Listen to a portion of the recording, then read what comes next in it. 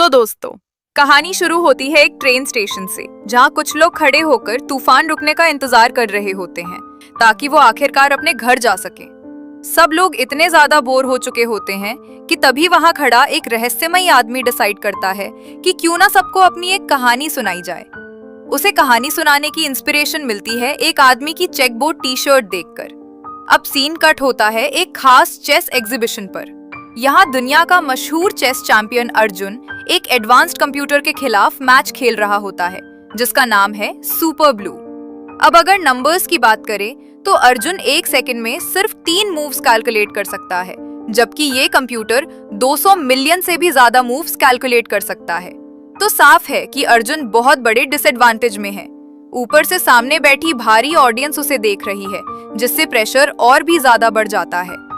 काफी लंबा और थका देने वाला मैच चलता है, लेकिन आखिरकार अर्जुन समझ जाता है कि अब जीतना लगभग नामुमकिन है और तभी वो धीरे से अपना किंग पीस नीचे गिरा देता है, यानी कि वो अपनी हार मान लेता है। ये देखकर पूरी ऑडियंस एकदम शॉक में रह जाती है। होस्ट सबको बताता है कि इतिहास में पहली बार किसी इंसान ने चेस में कंप्यूटर से हार मानी है। उधर रिपोर्टर्स तुरंत अर्जुन को घेर लेते हैं ताकि उसकी फोटोज ले सकें। तभी होस्ट मजाक में बोल देता है कि अर्जुन का चेहरा तो बिल्कुल सुपर ब्लू जैसा हो गया है। और बस ये सुनते ही वहां मौजूद लोग हंसने लगते हैं। लेकिन अर्जुन के लिए ये मजाक नहीं होता, ये ह्यूमिलिएशन उसे अंदर से तोड़ देती है। गुस्से में वो अपना किंग पीस उठाता है और जोर से चेस बोर्ड पर मार देता है, और इतनी जोर से मारता है कि पूरा बोर्ड 2 टुकड़ों में टूट जाता है। अब कहानी आगे बढ़ती है 3 साल बाद। अब वही अर्जुन सड़क पर कुछ होमलेस लोगों के साथ सो रहा होता है। वो अपनी हार और डिप्रेशन से निपटने के लिए हर रात शराब पीता है और आज भी वो पूरी तरह नशे में धुत पड़ा हुआ है। तभी अचानक उसके सामने एक फैंसी कार आकर रुकती है। उसमें से ब्लैक सूट पहने 2 रहस्यमयी आदमी बाहर निकलते हैं। वो बिना कुछ समझाए अर्जुन को पकड़ लेते हैं और उसकी बातों को इग्नोर करते हुए उसे जबरदस्ती कार में डाल देते हैं। कुछ देर बाद वो लोग एक बड़ी सी मैंशन पर पहुंचते हैं। यहाँ अर्जुन को एक कमरे में छोड़ दिया जाता है। कमरे के अंदर एक टेबल रखी होती है और उसके आसपास कुछ काफी डरावनी स्टैचूज खड़ी होती हैं। थोड़ी ही देर में एक बूढ़ा आदमी अपनी केन के सहारे कमरे में आता है। वो अर्जुन से पूछता है कि उसके आदमियों ने उसके साथ ठीक से बिहेव किया या नहीं, लेकिन मजे की बात यह है कि वो अपना नाम बताने से साफ मना कर देता है। वो बस इतना कहता है कि वो लेजेंडरी चेस वर्ल्ड चैंपियन को ढूंढ रहा है। अर्जुन ऐसे बिहेव करता है जैसे उसे समझ ही नहीं आ रहा कि वो किसके बारे में बात कर रहा है। तब वो बूढ़ा आदमी खुद ही बताने लगता है कि वो अर्जुन को क्यों लेजेंड मानता है। वो कहता है कि पहले लोग मानते थे कि कोई जापानीज आदमी कभी चेस चैंपियन नहीं बन सकता, लेकिन अर्जुन ने सबको गलत साबित कर दिया। उसने लगातार कई विक्ट्रीज हासिल की थीं, जिसकी वजह से लोग उसे इतिहास का सबसे ताकतवर चैंपियन कहने लगे थे। लेकिन फिर एक दिन उसने एक कंप्यूटर से हारकर इस खेल को शर्मिंदा कर दिया। सिर्फ एक हार ने उसकी जिंदगी बदल दी। वो चेस की दुनिया से गायब हो गया और धीरे धीरे लोग ये भी नहीं जानते थे कि वो आखिर है कहाँ। फिर बूढ़ा आदमी कहता है कि वो बस अर्जुन के साथ चेस खेलना चाहता है। वो टेबल पर रखा एक हैंड कर्च उठाता है और उसके नीचे से एक चेस सेट दिखाई देता है। चेस बोर्ड देखते ही अर्जुन को उल्टी जैसा महसूस होने लगता है, लेकिन वो कहता है कि शायद ये उसके हैंगओवर की वजह से है। उधर बूढ़ा आदमी बोलता ही रहता है। वो एक बाइंडर निकालता है जिसमें उसने अर्जुन के बारे में कई आर्टिकल्स जमा कर रखे होते हैं। उन आर्टिकल्स में लिखा होता है कि कैसे अर्जुन धीरे धीरे डीप डिप्रेशन में चला गया और आखिरकार होमलेस बन गया। और जाहिर सी बात है, उन आर्टिकल्स में उसकी फोटोज भी होती हैं। इसलिए बूढ़े आदमी को पूरा यकीन है कि उसने सही आदमी को ढूंढ लिया है। वो बूढ़ा आदमी अर्जुन को बताता है कि बहुत सारे लोग, और उनमें वो खुद भी शामिल है, काफी पैसा हार गए थे क्योंकि उन्होंने बेट लगाई थी कि अर्जुन उस कंप्यूटर सुपर ब्लू को हरा देगा। लेकिन जब अर्जुन हार गया तो उनका पैसा भी डूब गया। इसलिए अब वो कहता है कि उसे कॉम्पेंसेशन चाहिए। अर्जुन हंसते हुए कहता है कि उसके पास तो 1 रुपया भी नहीं है, तो वो पैसा कहाँ से देगा। तभी बूढ़ा आदमी बोलता है कि अगर पैसे नहीं हैं तो बस उसके साथ चेस खेल ले। अर्जुन तुरंत मना कर देता है। वो कहता है कि वो किसी मिलियनेयर का खिलौना नहीं है, लेकिन बूढ़ा आदमी समझ जाता है कि असली वजह कुछ और है। उसे साफ दिख रहा होता है कि अर्जुन को चेस बोर्ड से डर लग रहा है। तभी वो व्हाइट किंग उठाता है और कहता है कि अर्जुन तो पहले ही हार चुका है। इतना सुनते ही अर्जुन के दिमाग में अपनी आखिरी मैच के फ्लैशबैक्स आने लगते हैं और बस यहीं पर अर्जुन का सब्र टूट जाता है। वो गुस्से में बूढ़े आदमी को बोलता है कि किंग को वापस सही जगह पर रखो और साथ ही बताता है कि सही ओपनिंग मूव क्या होना चाहिए। ये सुनते ही बूढ़ा आदमी बहुत खुश हो जाता है। वो अर्जुन का मूव करके अपना पीस आगे बढ़ा देता है।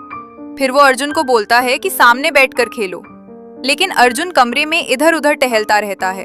उसे लगता है कि इतने बिगिनर को हराने के लिए उसे बैठने की भी जरूरत नहीं है। वो बस अपने मूव्स बोल देता है और बूढ़ा आदमी पीसेस को मूव करता रहता है। लेकिन खेलते समय एक अजीब चीज होती है। हर मूव करने से पहले बूढ़ा आदमी अपने ईयरपीस में कुछ सुनता है, फिर मूव करता है। वो अर्जुन से बातें भी करता रहता है।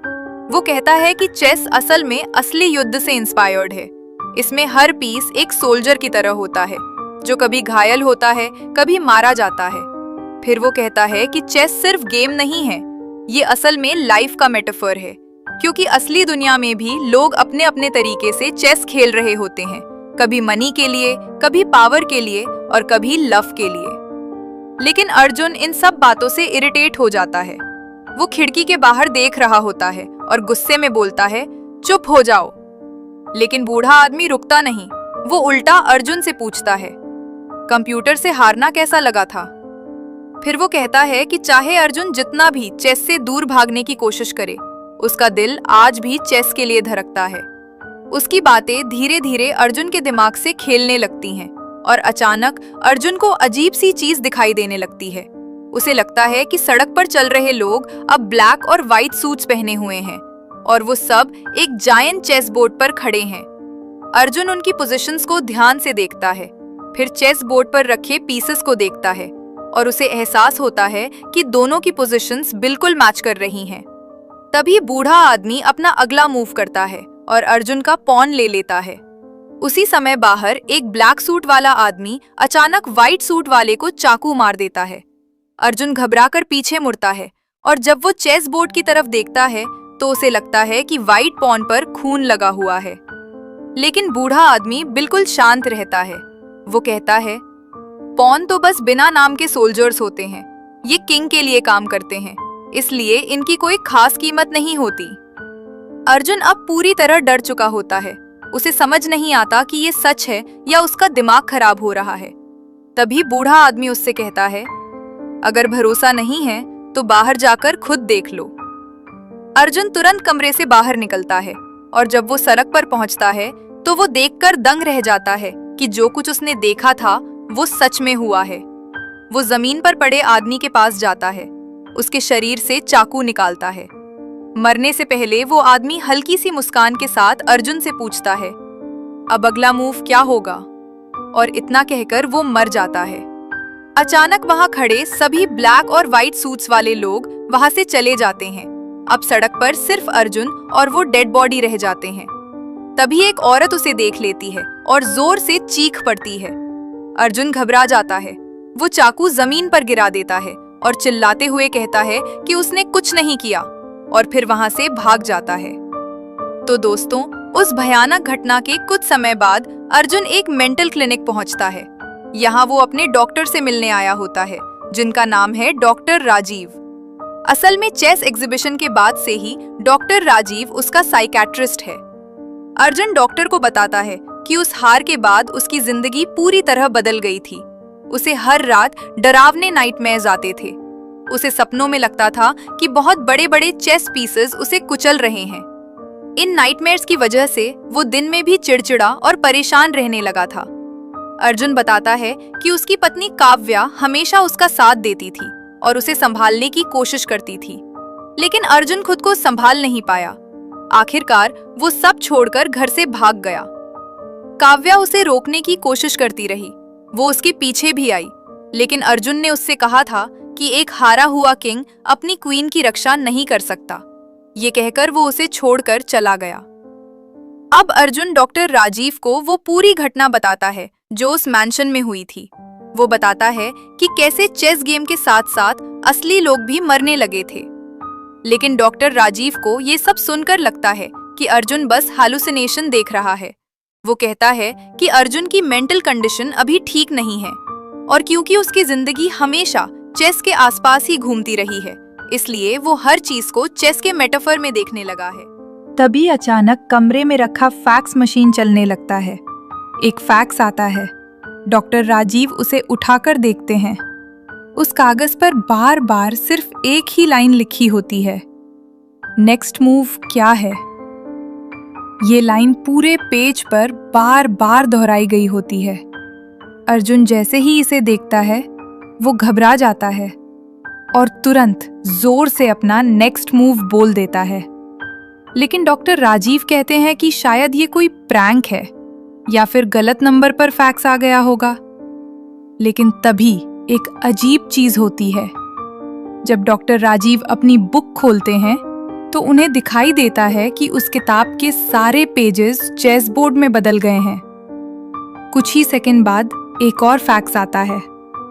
इस बार उस पर दिखाया गया होता है कि ओल्ड मैन की क्वीन ने अर्जुन का नाइट ले लिया है और जैसे ही ये मूव होता है अचानक डॉक्टर राजीव को उल्टी आने लगती है।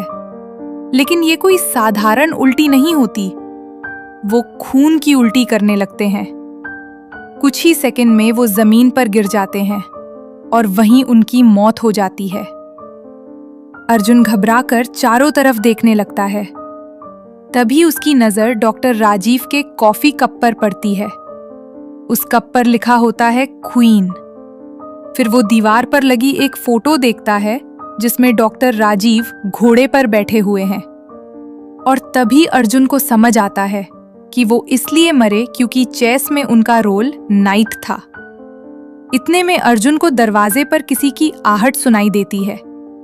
दरवाजा धीरे धीरे खुलता है और अर्जुन ये देखकर दंग रह जाता है कि दरवाजे पर वही ब्लैक क्वीन खड़ी है जो उस ह्यूमन चेस गेम में थी। वो अर्जुन से पूछती है, नेक्स्ट मूव क्या है। ये सुनते ही अर्जुन डर के मारे वहां से भागने लगता है। उधर फैक्स मशीन लगातार एक चेस बोर्ड प्रिंट करता जा रहा होता है। अर्जुन कॉरिडोर में भागते हुए आगे जाता है। वहां उसे एक छोटा किड दिखाई देता है। उस बच्चे के हाथ में एक ड्राइंग होती है। वो ड्राइंग क्वीन के मूव की होती है। बच्चा अर्जुन से पूछता है, अब अगला मूव क्या होगा। अर्जुन घबराकर अपने किंग को मूव करने की सोचता है, लेकिन बच्चा तुरंत कहता है कि अगर उसने ऐसा किया तो वो गेम हार जाएगा। फिर बच्चा उसे एक और ड्राइंग दिखाता है। उस ड्राइंग में किंग मर चुका होता है। अब अर्जुन पूरी तरह डर चुका होता है। वो वहां से भागने लगता है। उसके दिमाग में एक साथ कई डरावनी चीजें घूमने लगती हैं। उस पॉन की मौत, वो ओल्ड मैन की मैनिपुलेशंस और खून से भरे चेस पीसेस। भागते भागते वो एक पार्किंग लॉट में पहुंच जाता है। वो जल्दी से एक कार में बैठ जाता है, लेकिन उसे ध्यान नहीं रहता कि उस कार की कीचन भी एक चेस पीस की है। जब वो कार स्टार्ट करता है तो कार सिर्फ डायगोनल डायरेक्शन में चलती है और तभी उसे समझ आता है कि ये बिशप है। तो दोस्तों, जैसे ही अर्जुन को समझ आता है कि वो बिशप वाली कार में बैठा हुआ है, वो तुरंत घबराकर कार से बाहर निकल जाता है। लेकिन बाहर आकर जो वो देखता है, उसे देखकर उसके होश उड़ जाते हैं। पूरा पार्किंग लॉट अब एक जायंट चेस बोर्ड में बदल चुका होता है। हर जगह ब्लैक और वाइट स्क्वायर्स दिखाई दे रहे होते हैं और हर कार किसी चेस पीस की तरह लग रही होती है। अर्जुन जल्दी से दूसरी कार की तरफ भागता है। इस बार उस कार की कीचन रुक वाली होती है। वो तुरंत कार स्टार्ट करने की कोशिश करता है, लेकिन कार स्टार्ट ही नहीं होती। उसे समझ नहीं आता कि ऐसा क्यों हो रहा है। और तभी उसे एहसास होता है कि अभी उसकी टर्न ही नहीं है।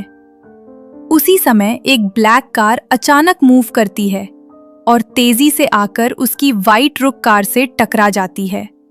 धड़ाम से एक्सीडेंट हो जाता है। खुशकिस्मती से कार का एयरबैग खुल जाता है, जिससे अर्जुन को कोई बड़ी चोट नहीं लगती। जब वो ऊपर देखता है तो उसे दिखाई देता है कि दूसरी कार का ड्राइवर ब्लैक कार से निकलकर भाग रहा है। ये सब देखकर अर्जुन और भी ज्यादा डर जाता है। इसके बाद अर्जुन अपने पुराने घर पहुंचता है, लेकिन वहां पहुंचकर उसे पता चलता है कि उसका घर सेल पर लगा हुआ है। और तभी उसे याद आता है कि चेस में रुक को कैसल भी कहा जाता है। मतलब जब उसके रुक को लिया गया तो असल में उसका घर भी उससे छीन लिया गया। ये सोचकर अर्जुन को पूरी चेस मैच की स्थिति याद आने लगती है और तभी उसे समझ आता है कि अगला टारगेट क्वीन है और क्वीन का मतलब है कव्या, यानी उसकी पत्नी अब खतरे में है। ये सोचते ही अर्जुन घबराकर वापस उसी ओल्ड मैन की मैंशन की तरफ भागता है। वहां पहुंचते ही वो गुस्से में कहता है कि वो ये मैच क्विट कर रहा है और साथ ही पूछता है कि कव्या कहाँ है। लेकिन बूढ़ा आदमी बिल्कुल शांत रहता है। वो कहता है कि अगर अर्जुन सच में गेम छोड़ना चाहता है तो बस अपने किंग को बोर्ड से हटा दे। ये सुनते ही अर्जुन के दिमाग में फिर से उसकी पुरानी हार की यादें ताजा हो जाती हैं। उसे वही ह्यूमिलिएशन याद आने लगती है और इस बार वो तय करता है कि वो फिर से ऐसा नहीं होने देगा। इसलिए वो मजबूर होकर टेबल के सामने बैठ जाता है और गेम फिनिश करने का फैसला करता है। अब दोनों लोग घंटों तक बस चेस बोर्ड को घूरते रहते हैं। वे किसी और चीज पर ध्यान नहीं देते। हर मूव बहुत सोच समझ कर किया जा रहा होता है। काफी देर बाद अर्जुन अचानक बोलता है कि अब 2 मूव्स में चेकमेट होने वाला है और वो अपने ओपोनेंट को सलाह देता है कि अभी भी टाइम है, गिव अप कर दो। लेकिन बूढ़ा आदमी मुस्कुरा देता है। वो कहता है कि उसे पहले से पता था कि ये होने वाला है और फिर वो अर्जुन से पूछता है क्या वो एक और सैक्रिफाइस करने के लिए तैयार है। अर्जुन को उसकी बात समझ नहीं आती। तभी अचानक बूढ़े आदमी के गार्ड्स अर्जुन की आंखों पर ब्लाइंडफोल्ड बांध देते हैं और उसे वहां से उठाकर कहीं और ले जाते हैं। कुछ समय बाद जब ब्लाइंडफोल्ड हटती है तो अर्जुन खुद को एक स्टेडियम के बीच में खड़ा पाता है।